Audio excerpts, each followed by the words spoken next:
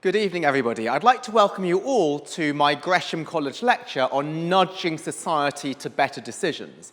This is the sixth and final lecture in my series on the psychology of finance, how psychological biases affect financial decisions. Now, today's lecture will change tack quite a bit. So in the prior 5 lectures, I looked at how psychological biases can lead us to making mistakes. So we, as investors and consumers, might make incorrect decisions, and even chief executives of companies may also make wrong actions. But today we're going to look at the bright side of behavioural biases, how government policy can actually harness those behavioural biases to lead to decisions that are good not just for us, but also for wider society. And I think to start with, let me give an example of a very important decision for wider society, which is organ donation. So the big question we have is, well, how do we encourage people to be willing to donate their organs after they are deceased? Now, what is really interesting is that there are big differences in organ donation across different countries. And you might think, well, that's not surprising. Won't it depend on, say, how altruistic a society is? Maybe we would think that donation is going to be higher in more socially minded, altruistic countries. But in fact, when you look at donation rates between seemingly similar countries in terms of culture, you find quite a lot of differences. So Denmark and Sweden seem culturally relatively similar, but Denmark has a very low rate, Sweden has a very high rate, and we also find these differences between Germany and Austria and Netherlands and Belgium. And surprisingly, these differences can be massive. So if we look at here, we can see Germany at the time this bar chart was constructed had a 12% donation rate, whereas Austria, 99.98%. So massive differences. It's like night and day between two seemingly similar countries. So what might explain this? Well, what explains it is the donation system. So there's many countries in which you have an opt-in system, where if you don't make an election, the default is that you are not a donor. You do not give consent for your organs to be donated after you have passed away. In the UK, it used to be you had to make an active choice. For example, when you go and apply for a driving license, then you would tick particular boxes if you would like to become an organ donor. And so what they found was that if you take the countries on the left-hand side with low rates, those are the ones with opt-in systems. You need to make an actually active decision to opt in. And the ones on the right are opt-out, where by default you are an organ donor, and only if you explicitly say you would choose not to, then is this not going to be the case. And so this is really interesting, and this in fact is very powerful. It actually changed government policy within the UK. From spring of 2020, they've now changed it, so it is now an opt-out system, and that's a way of encouraging more donation just by changing the default. So what is the bias? Well, I said today's lecture is going to be about how we're going to use people's biases towards leading to better decisions.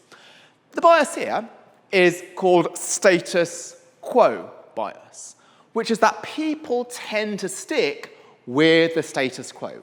The default decision has a lot of power on what we actually end up doing. So just by changing the default from being opt-in to opt-out has a huge effect on behavior. And this is really important because all we're doing is we're changing the default. So some of you, when you saw the title of this lecture, Nudging Society Towards Better Decisions, that might have jarred with some of you, because you might think, well, is the government here interfering with people's free will? Are they trying to control the population of a country and get them to do certain things? And the answer is no. Right? You still have the same freedom. Right? If you would like not to be an organ donor, you can opt out, and that could be as easy as sending in a form. So we're not changing, we're not interfering with people's freedom as citizens. All we're doing is changing the default. Now, why might it be that there's such strong status quo bias? Why might the default decision have such a strong effect on behavior?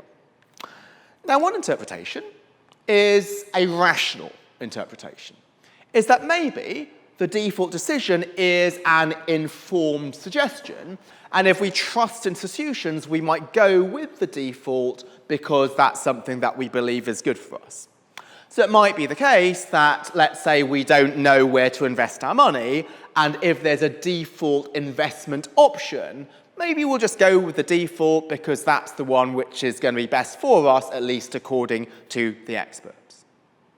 But what's interesting here is this idea of the informed suggestion that doesn't really apply for organ donation. Well, from a purely selfish standpoint, right, it doesn't matter to us because whether we donate or not, because this doesn't affect us after we've deceased, so it doesn't matter what the decision is. And then if you're thinking from a purely altruistic perspective, it is clear that organ donation is what's good for society. So we don't need any advice telling us what the optimal decision is. It is clear if we are an altruistic person that we should be donating. So this idea of using this as an informed suggestion in the face of uncertainty, that might apply towards investment options, but it doesn't apply to organ donation. So what else might be behind it? Well, one other explanation is simply inertia. It is just we like to stick with the status quo because it's too much effort to change our decision. Now, notice, again, if something is too much effort, that's not irrational. It could be simply rational. It is not irrational not to choose to work 7 days a week, even though doing so might maximize our income, because we do care about certain things other than income, we do care about effort. But what's so surprising about the example that I've just given is the effort it takes you to tick a box to opt in for donating if the default is to opt out is really, really small. We are already applying for a driver's license, but just the effort of ticking that little box for some reason has a lot of effect on our final decision. The final reason why status quo bias might matter is this idea of conformity bias or anchoring. It's the idea that as social beings, we care about what other people do. We would like to follow social norms. Now again, following social norms could be purely rational, right? So if there was a dress code, I would like to adhere to the dress code, otherwise I might be ostracized at the event and no one's going to be talking to me.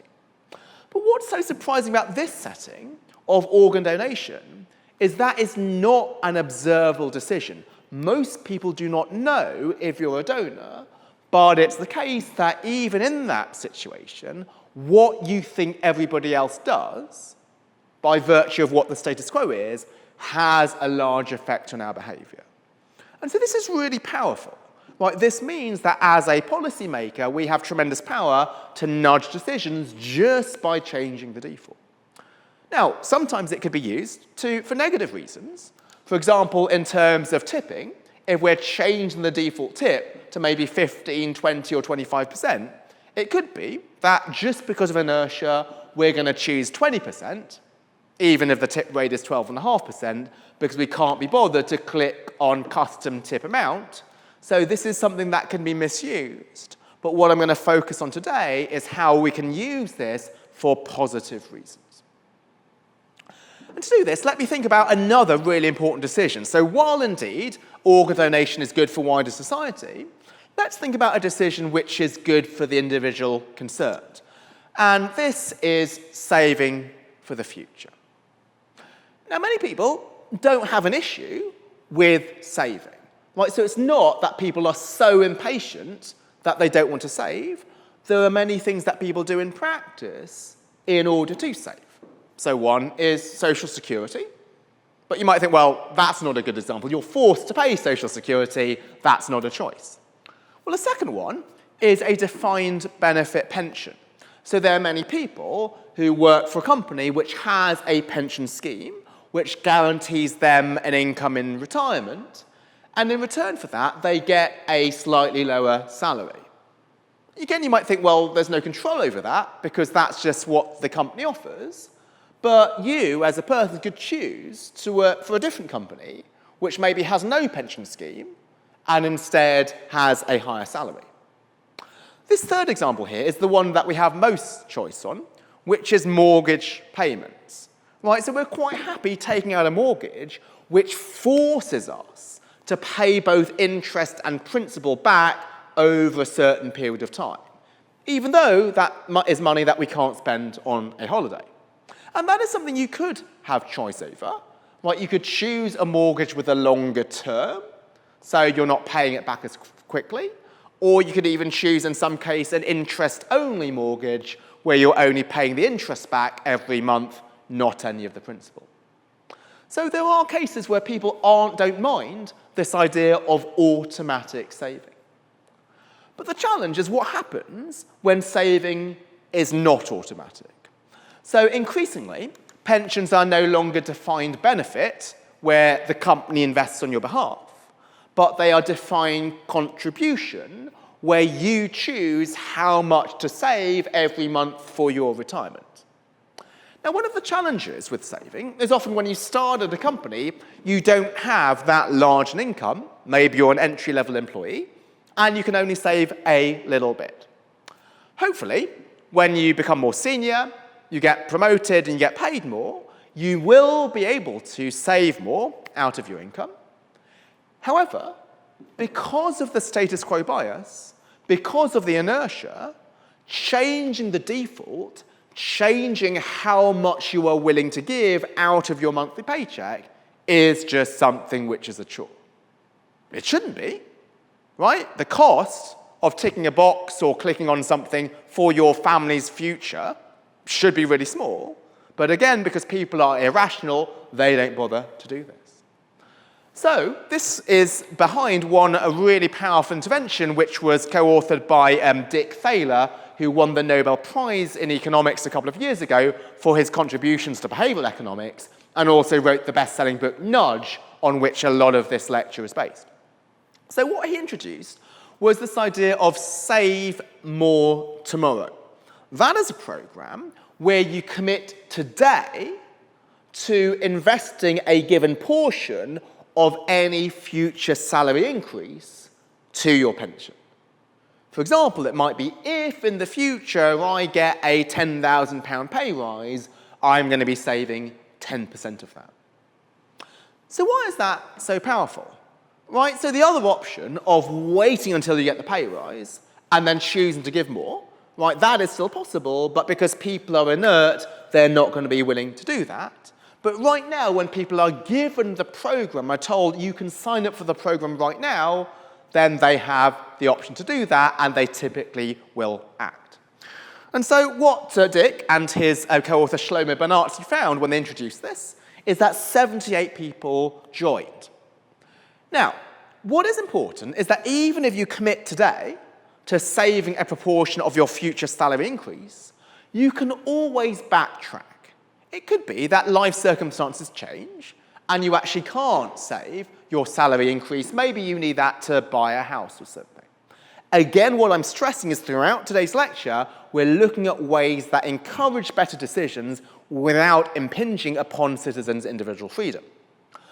But what they found was that 80% of them who were enrolled remained enrolled through their fourth pay rise. So they had every option to quit, but 80% of them saved. And as a consequence, what did this mean in terms of their savings? The savings rate rose from 3.5% to 13.6% over 40 months. So this was a substantial quadrupling of the savings rate, had a huge effect on people's financial future. And note that this idea can be applied to more than just saving. So you could indeed have a plan called Give More Tomorrow. So many people, myself included, give to charity as part of our monthly income. The amount that I give through the Charities Aid Foundation, that is a fixed pound amount. That does not change automatically with my salary increases. But it could be potentially that we could have plans where any salary increase, this will also lead to an increase in donations, and that might be a way of supporting charitable causes. Okay, so that was one example where you had this idea of Save More Tomorrow. A related example is to get people to participate in plans to begin with. So it used to be in many companies that you did not get automatic enrollment into a defined contribution savings plan. And so what one paper did 20 years ago was it took a company and it automatically enrolled some people into the plan, and others were not automatically enrolled. And again, whether you're automatically enrolled or not should have no effect, because you could always choose to opt out. But what they found was there was significant increase in participation, and also that whatever the default contribution rate and the default fund allocation was, people ended up choosing that option, even though they could have chosen something different, and even though few people chose that combination beforehand.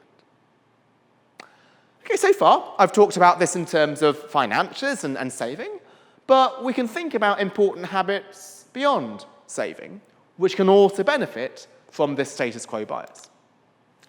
And so one of them is the use of the birth control pills, in particular the combined pill, which you only need to take for 3 weeks out of 4.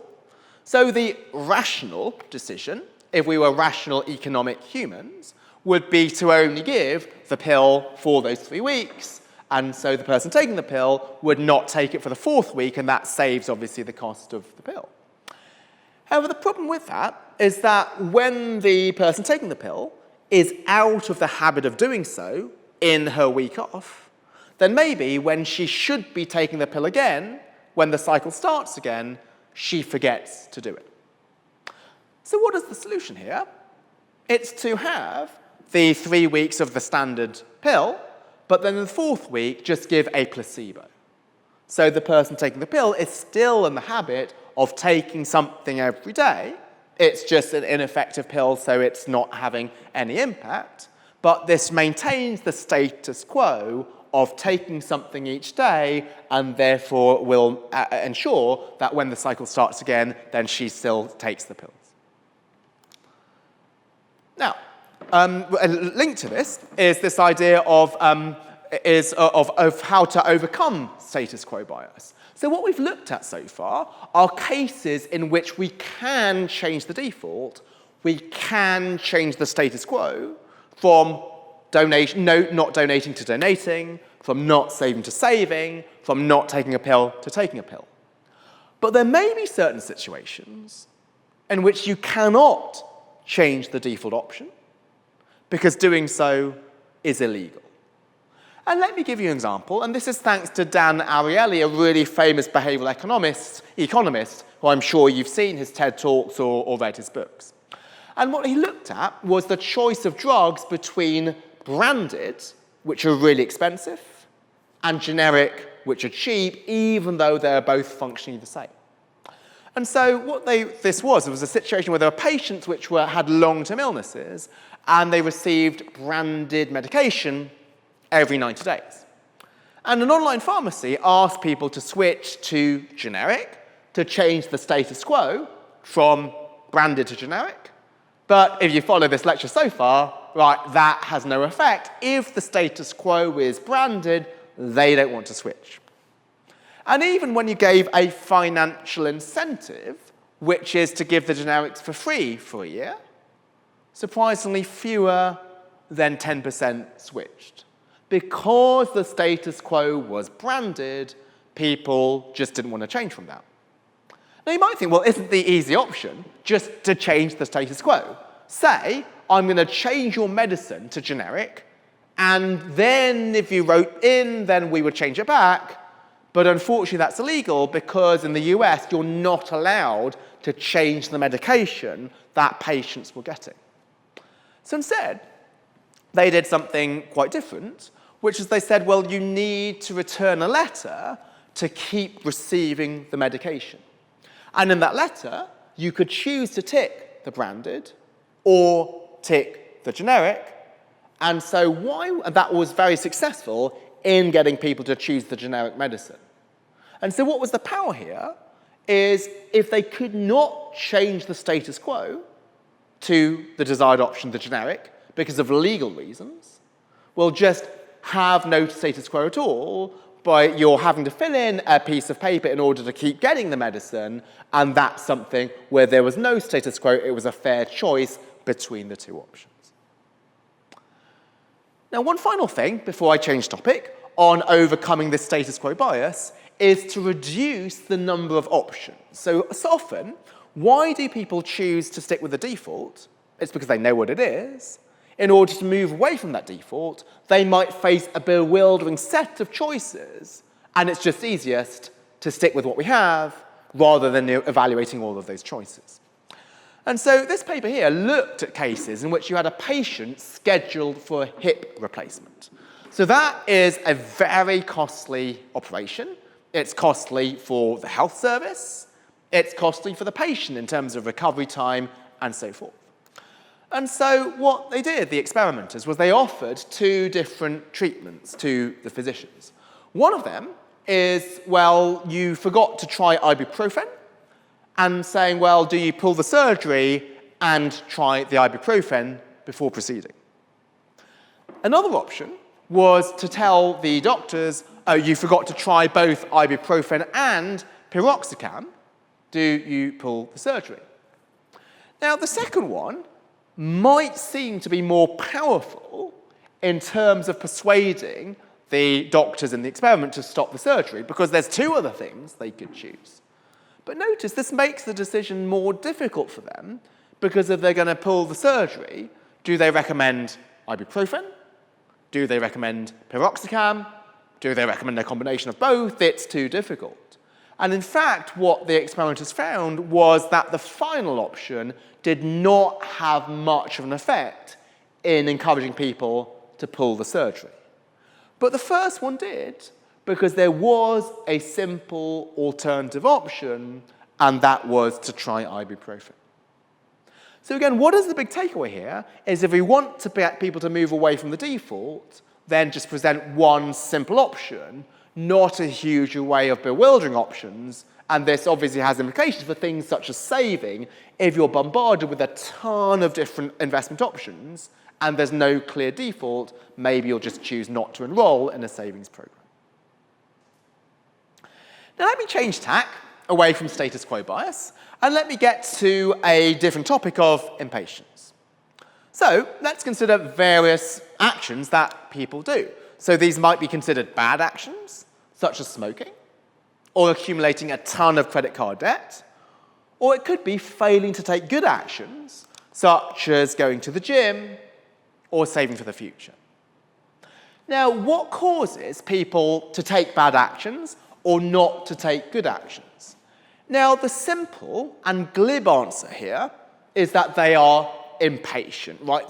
They prefer the present too much compared to the future.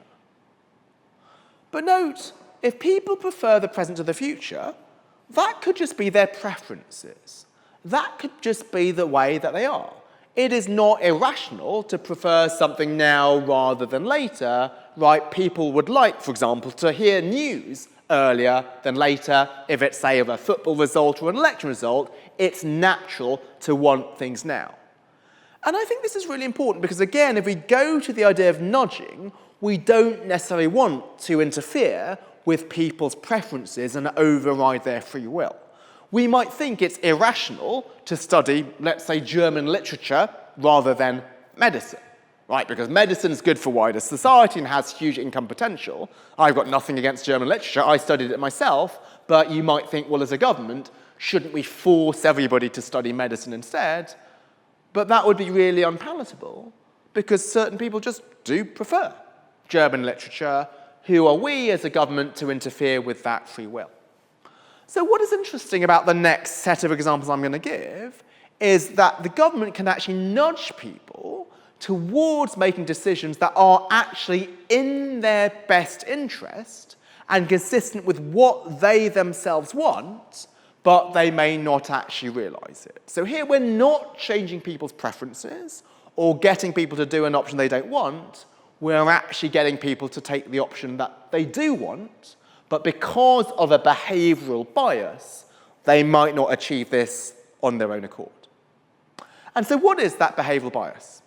It is something called hyperbolic discounting. Now, that's a bit of a mouthful, so let me just explain what I mean by it. Let me just explain with the easy part first. What do I mean by discounting?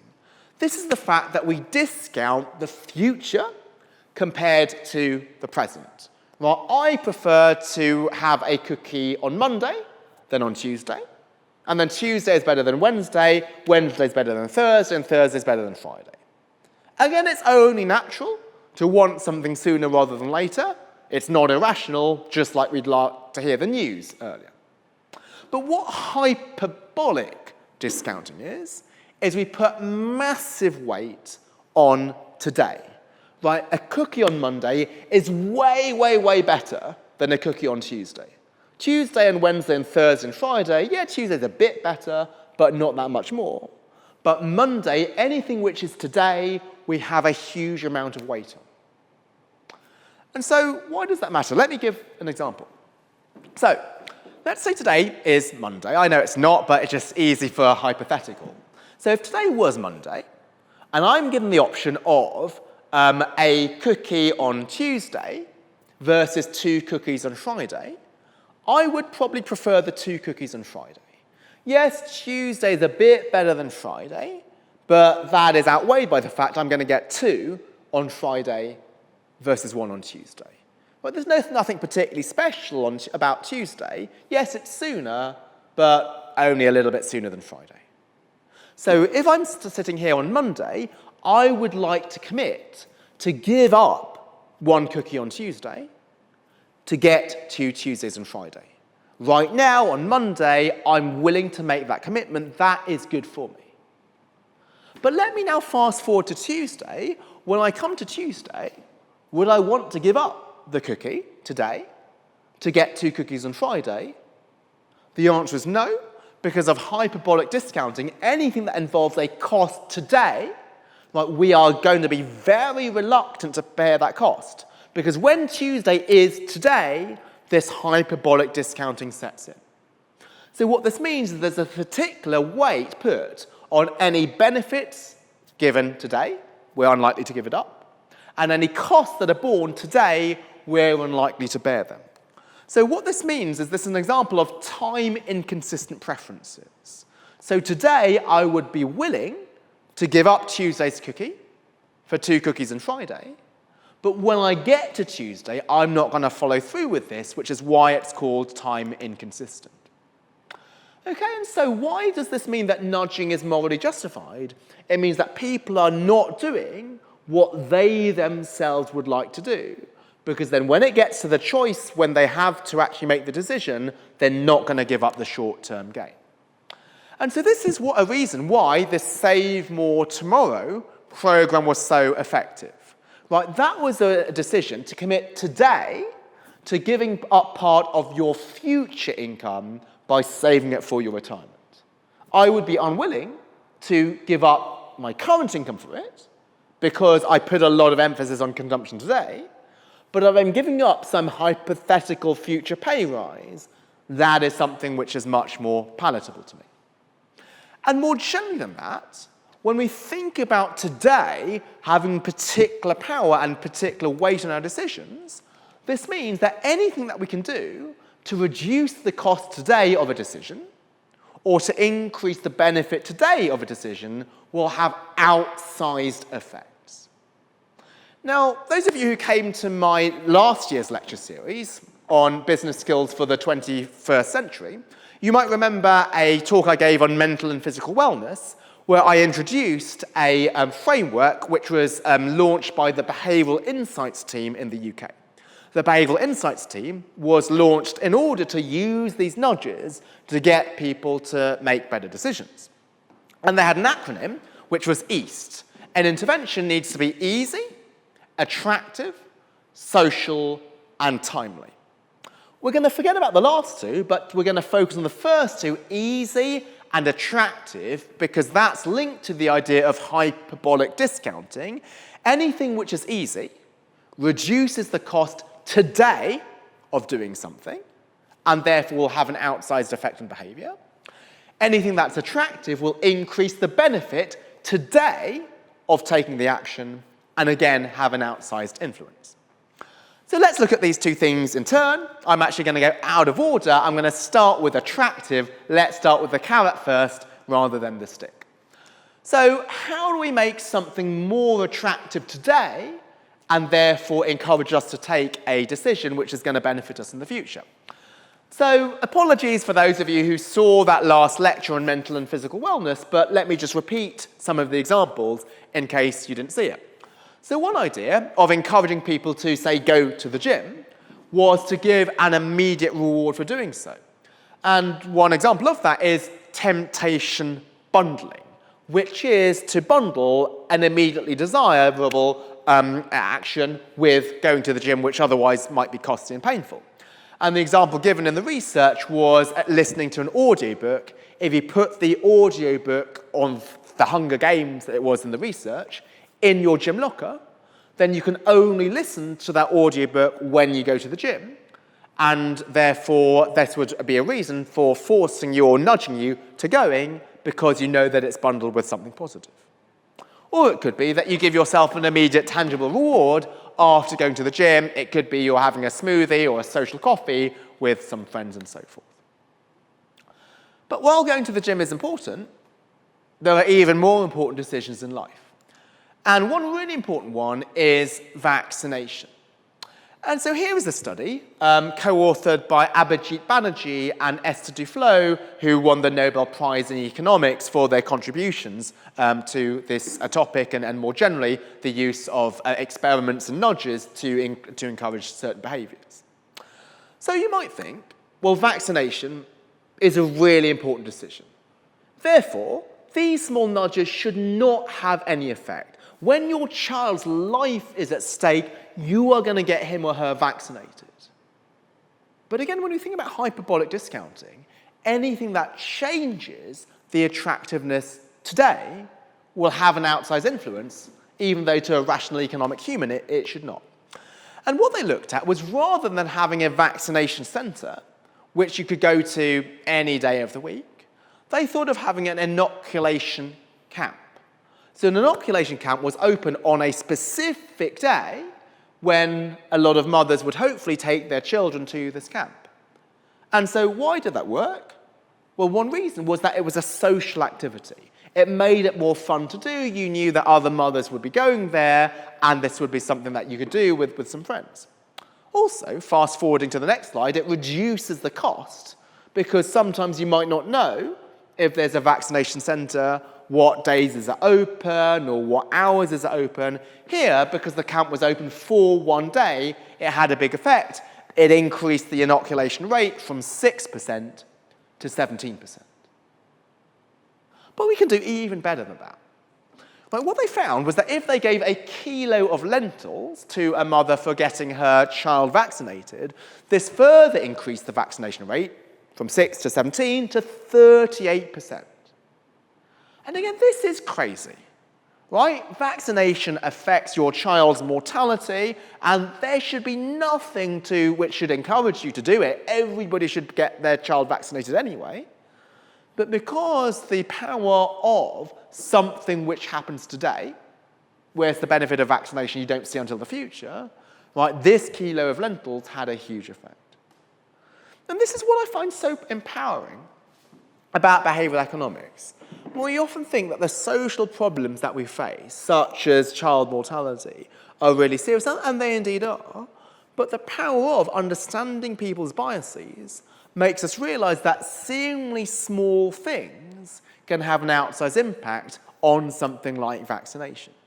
So as the saying often goes, sweat the small stuff. Small things can make a big difference. Well, I, as a scientist, as an academic, I would love to say, look at the research of the effect of vaccination on child mortality, look at the importance of saving on your future standard of living, but those can be quite academic arguments when you recognise that people hyperbolically discount, they really care about what they're getting today, and so small immediate rewards can have a large impact. Okay, so those are examples of making something attractive, which is to increase the benefit today of doing something. Let's now look at something to make it easy, which is to decrease the cost today of an action. And so what these experimenters did was, again with vaccination, but in the US, they tried to encourage students to get a tetanus shot. And so they gave a booklet encouraging them to do that. And that booklet explained the importance of a tetanus vaccination. Again, to a college student, hopefully educated, that should be enough to encourage vaccination. But not if there's hyperbolic discounting. Right, the cost today of doing that when there's so many other things you can do as a student with your time is just not worth it. So they thought, well, let's try to play sort of, to apply the stick rather than the carrot, let's use fear. So they looked at using vivid photos and descriptions of how painful tetanus was, but they found that that actually had no effect of getting a shot. What did have a huge effect was including a map with the location of the university's health service, and that increased the vaccination rate from 3% to 28%. It went up nearly 10 times. Again, this is crazy, right? It should not be that finding out where the university health service is a barrier to getting a vaccination. Most people knew it anyway because they'd lived on campus for a couple of years already. But this thing which just brought the horse to water had a huge effect on the uptake of the vaccination. Moving away from vaccination back to financial decisions, HM Revenue and Customs, they had a tax collection letter which was linked to the specific form they needed to fill in. Now, when they had that, compared to just a link to the website, which contained the form, that increased the response rates by 19 to 23%. And again, this might seem surprising. You might think actually paying your taxes, that's really important, otherwise I might be fined, I might have to pay a penalty. And to find the actual form on this webpage, that would only take a few seconds to do so. But again, this small act of making something a little bit more easy to reduce the cost today of finding the form had an outsized effect on general compliance. Okay, so that was my second topic, which is hyperbolic discounting, how actions today have a large impact on our decisions. Let me now change tack again for the third topic of my talk, which is the idea of loss aversion, which is when we want to offer people rewards or punishments, the evidence suggests that actually the stick might be more powerful than the carrot. So the work of Daniel Kahneman, who won the Nobel Prize for economics, and his late co-author Amos Tversky, found that sticks are more powerful than carrots because of loss aversion. People do not like losing things that they already have. So the threat of losing what you already have can be even more powerful than the carrot of getting something new for making a good decision. Well, let me give you a couple of examples of this. So you might use loss aversion to deter bad behavior, such as conducting a driving error. So for a driving offence. So in the UK, what you have is you have a driving licence, and then each time you commit an offence, you amass penalty points. But in Italy, you have a different approach, which is you start with 20 penalty points, and each time you have an offence, these are taken away from you. And so that might be more powerful, again, because of the loss aversion, to be given those points, and then to have them taken away is even more painful psychologically than to be given some penalty points when you started with nothing. Similarly, this could be used to encourage good behavior. And so one good behavior could be conserving energy. So what the behavioral insights team looked at was two different messages to encourage people to save energy. One was, you'll save £200 per year. The other was that if you don't conserve energy, you'll lose £200 a year. You're losing what you already have. And that second message was actually more powerful. Similarly, sometimes they were giving the message, you're about to lose your introductory discount in order to encourage people to switch supplier. And that was really powerful, more so than you will save this if you switch supplier. The threat of losing a discount was more powerful. Now again, it's useful for me to give a little bit of pause here, Because sometimes when people look at behavioral economics, they look at nudges which interfere with free will, they don't like it. And similarly, when I talk about loss aversion, how sticks might be more powerful than carrots, people might say, well, I'm advocating a really draconian approach to life. Right? Maybe as parents, we should punish our children rather than rewarding them. Maybe as teachers, we should use punishments. Let me make it very clear, this is absolutely not what I'm advocating. All I'm doing here is I'm changing the framing of things. None of the substance here has changed. Right? All I'm doing is changing the way in which it's perceived.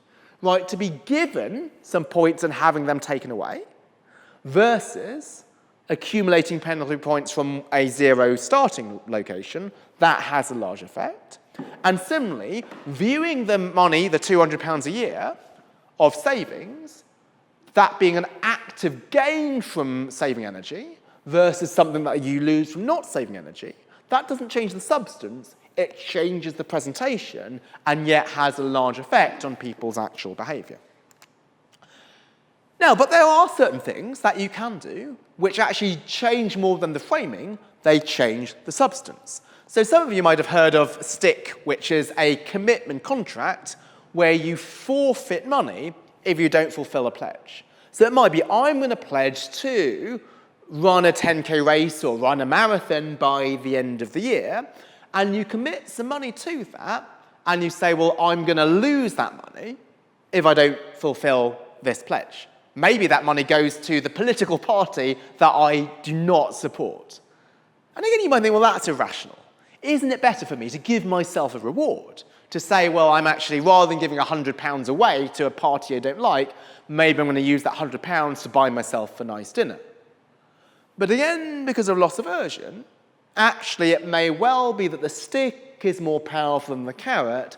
The threat of losing that £100 for some negative action and not getting a benefit is actually more powerful than the carrot of I'm going to get this nice dinner if I indeed follow through with the pledge that I've made. Okay.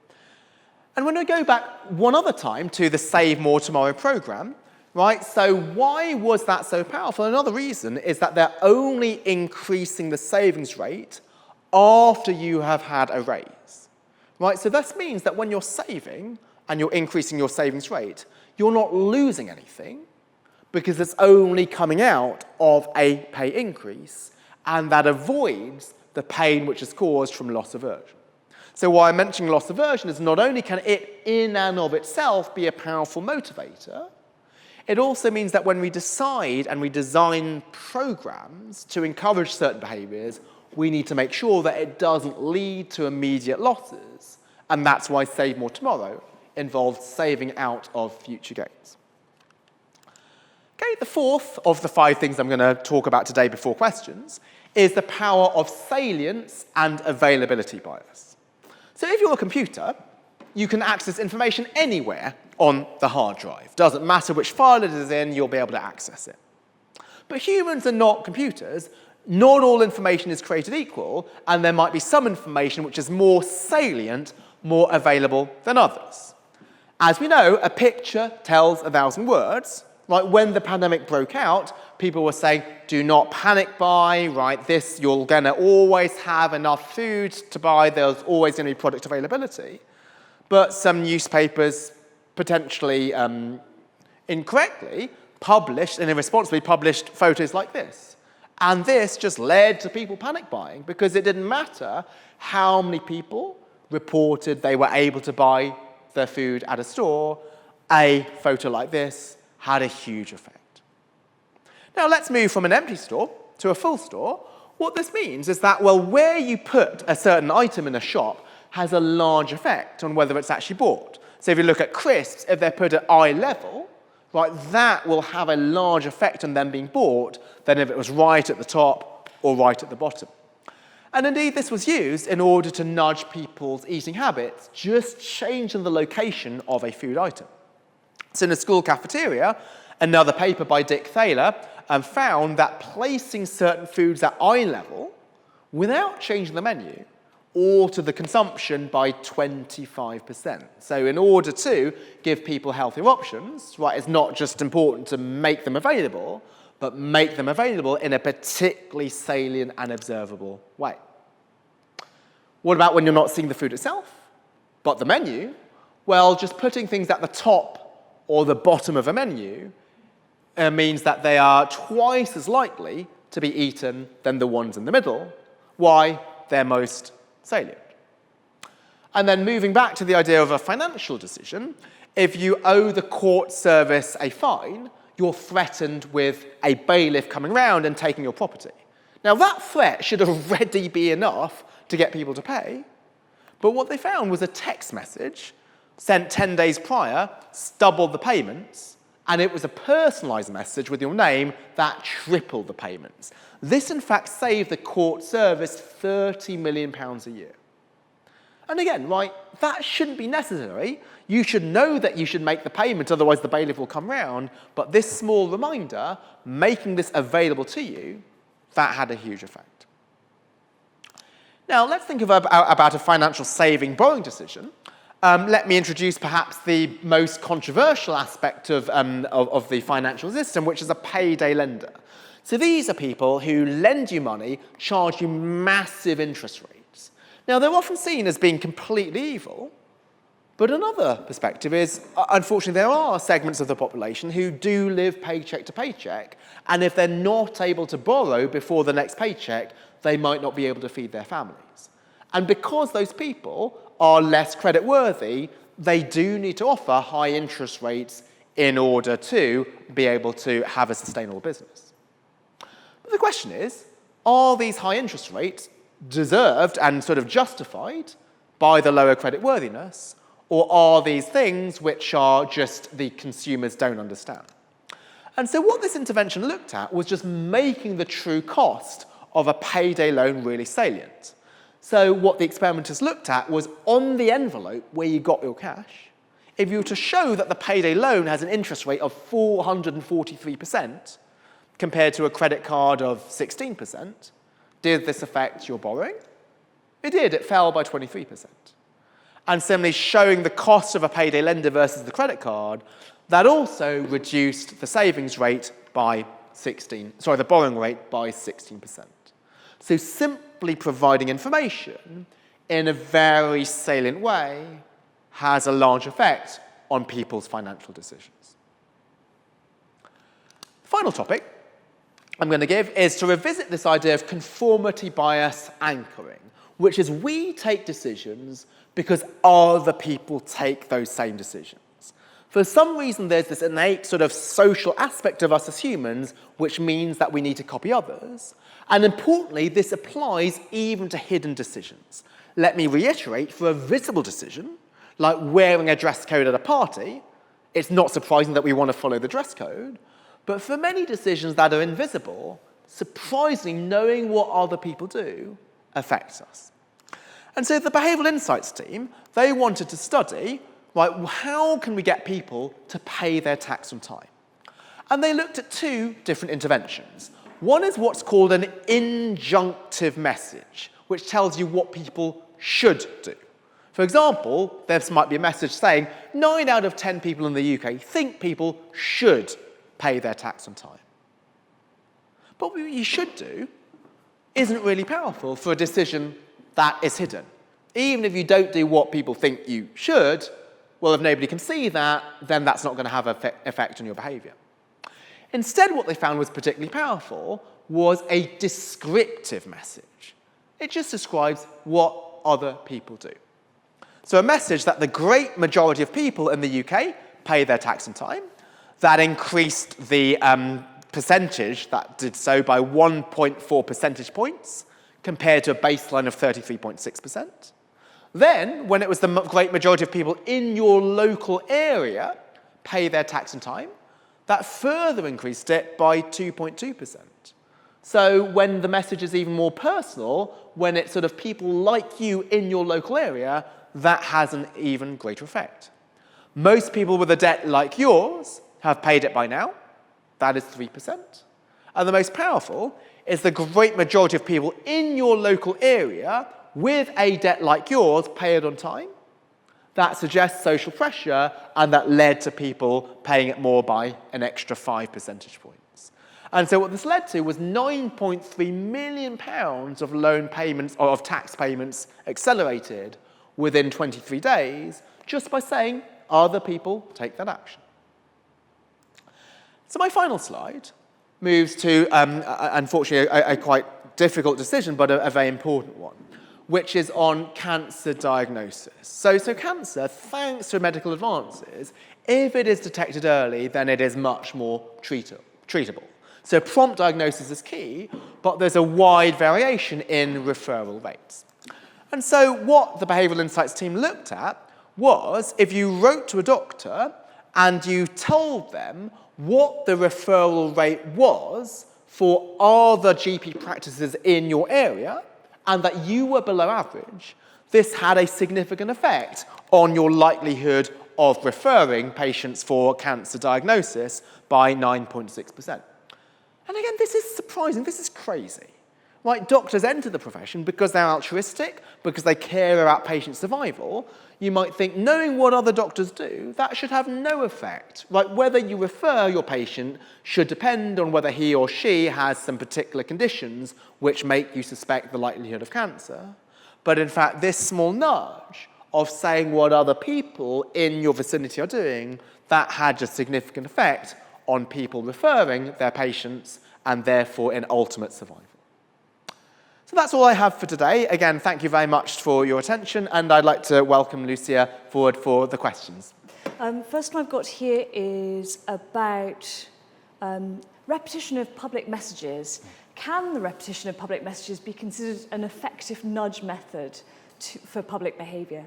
It can do, and this again is really surprising, because if you believe in rational economic humans, once you have information, right, you already had it and you don't need to repeat it. And there's some interesting behaviour in terms of like the stock market, is that sometimes if there is news, and that news is a repetition of old news, it still has a huge effect on prices. So staying with the topic of cancer, but positively, right, there was a very famous paper which looked at the New York Times, finding that a company had found a cure for cancer, led to the stock price soaring.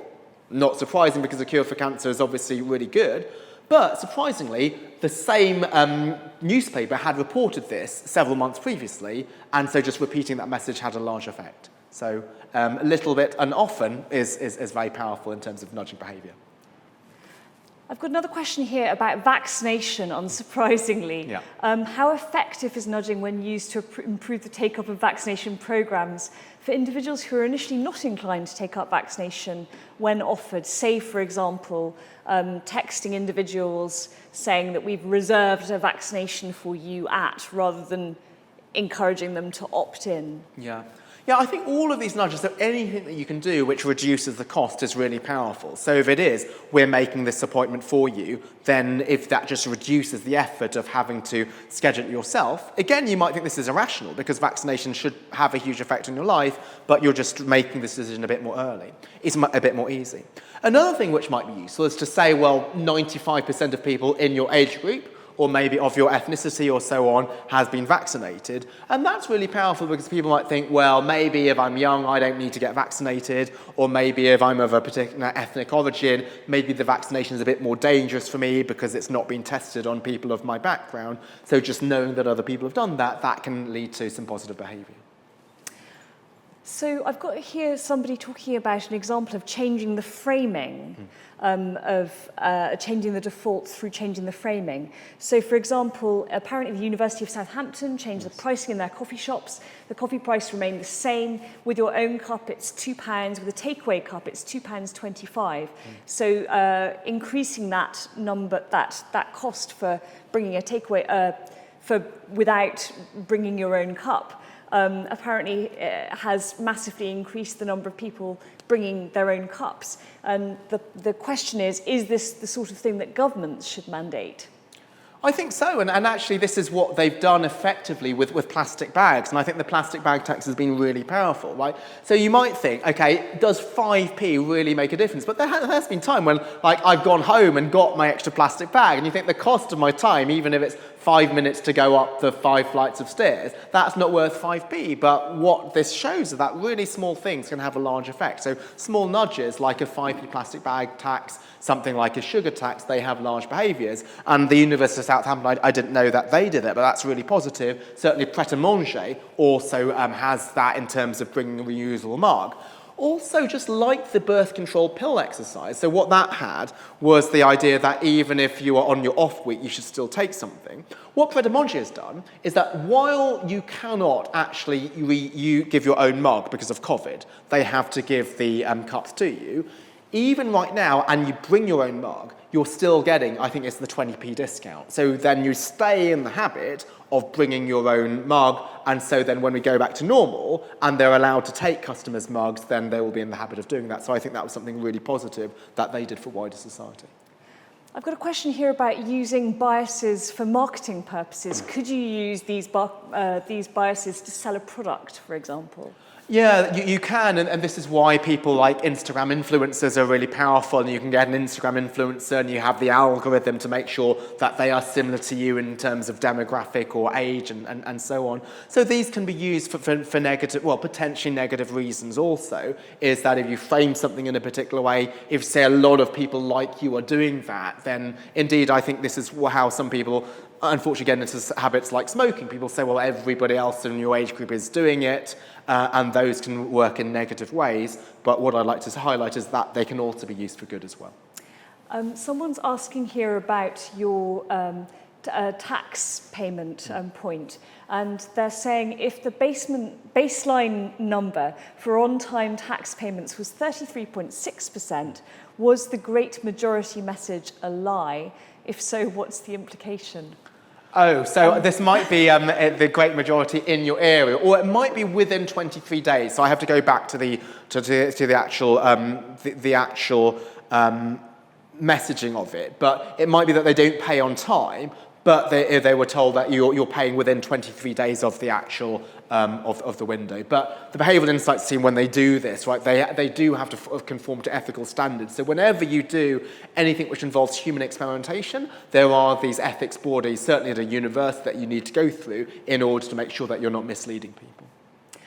I've got another question here about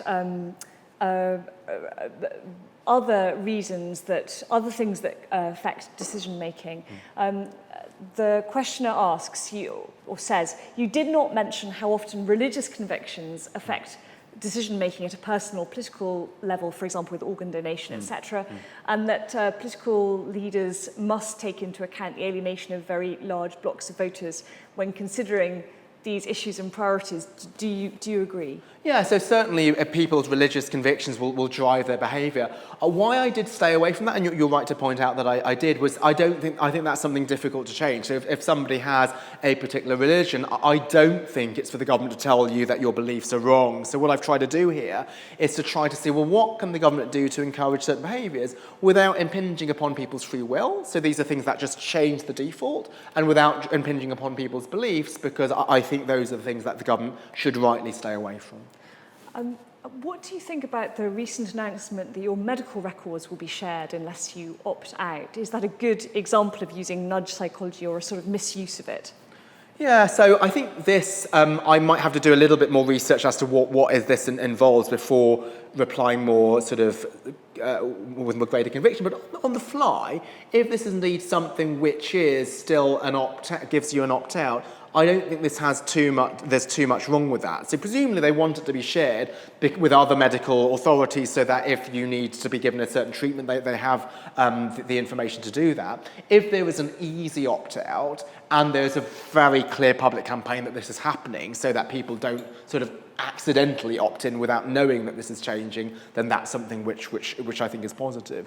I think the concern is that when the default is changed and people don't know about this, so I understand with Facebook and some other social media platforms, they suddenly change the default for visibility and so on without telling people, and then I don't think that is fair, because even if they were to claim, oh yeah, you had the opt-out, if people didn't know that the default had changed, then they weren't able to take action. I've got a final question here, which I don't think you touched on, so I'm not sure whether you're wanting to cover this, but how important is the language in which things are framed? Two recent examples that have struck me using global heating instead of global warming because it sounds less attractive, and also trying to encourage urban areas to plant tiny forests because it sounds more cuddly than a simple wood. I think language is very important, and this is another sort of behavioural aspect, is how you frame something makes large effects. So I don't know so much those specific examples, but within organisations, which I do study, like calling your employees colleagues or partners rather than employees, that has a huge effect because that makes you feel like a partner in the organisation. An employee is something that is somebody to whom something is done. You are employed rather than a partner in the organisation. So I think using the language is really important. Final question to you. This is your third year as a Gresham professor. Are you coming back next year? Oh, thanks for asking. So normally Gresham professors are appointed for a 3-year term, but I'm really grateful to Gresham College for giving me the opportunity to extend it for a 4th year, and I'm really excited to say I am staying for a 4th and final year. So that lecture series is going to be called The Principles of Finance. So this is to provide basic financial skills such as how to save, how to borrow, how to invest, how to decide whether or not to take an investment, how to start a business, and how to finance a business, and make that accessible to a general audience. So at the moment, in order to learn something like that, you need to go to business school, which might cost $100,000 over a 2-year period and take up a lot of time. And not everybody has this money or this time, and these are decisions which affect people's long-term financial future. So in the spirit of Gresham College's mission to make education accessible, I'm really delighted to have this lecture series on the basics, the essentials, the principles of finance. So I look forward to seeing some of you at that next year. Hopefully that will be in person. But I think this is my time to sign off for this lecture series. Just want to say a huge thank you to everybody for the support of this lecture and all these lecture series, and not just for me, but also my colleagues at Gresham. I know that watching a lecture online isn't the same as watching it in person, so thank you all to your loyalty in this period, and hopefully we'll get to see you soon in person next academic year. Thank you so much, Professor Edmans. We hope you all enjoyed the lecture, and we'll be sending you a link to the video and transcript in a couple of days' time.